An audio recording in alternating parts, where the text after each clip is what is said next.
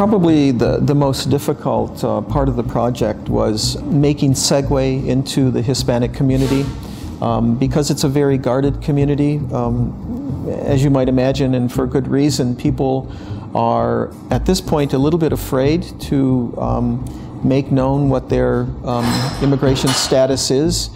They are not very likely to trust someone from the outside, especially a photographer coming in who wants to make photographs of them. My primary objective was to photograph Hispanic immigrants to Southwest Detroit. It's really about celebrating who these people are as individuals. My reaction to the kinds of things that I was hearing on the news and reading in the newspaper was quite negative, and I decided that I had to do something about that as a photographer. I wanted this project to be a kind of cross-section of Hispanic immigrants.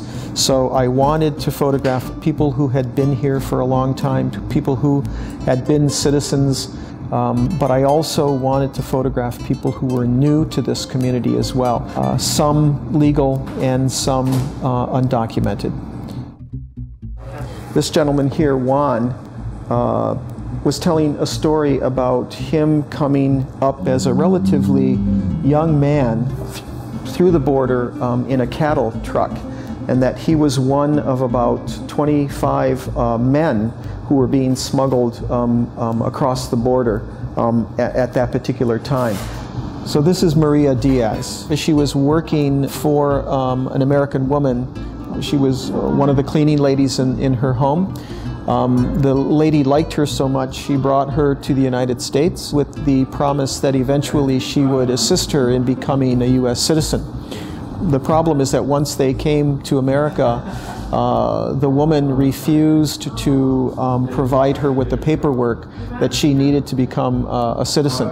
Finally, she ended up running away from this home and began working on establishing citizenship on her own.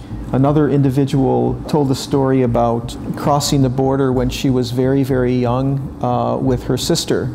And in the process of crossing the border at night, she lost her little sister. She remembered what that feeling was like, holding on to her sister's hand and then running with her sister, and then losing her sister, not being able to find her until the next morning. The project, I must say that I have to thank two entities for making the project possible. The first would be the Kresge Foundation for the grant that I was given to do this project, and also Mac Group was kind enough to loan me a digital camera for basically the entire summer. In essence, what I wanted to do, though, was to light up the face sort of from a kind of frontal point of view. I used a black seamless backdrop. I own a ProPhoto strobe system and, a series of reflecting cards to light my individual. I used a 150mm lens, so I wanted to capture, if I could, every imperfection, every line in the person's face that would help to symbolically tell the story of their journey to the United States. I want the viewer to think about identity.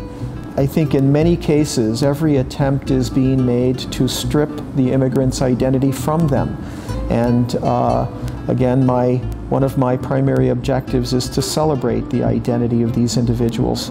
It isn't fair to put all Hispanic immigrants, or all immigrants in general, into one category and categorize them as undocumented, illegal, or whatever.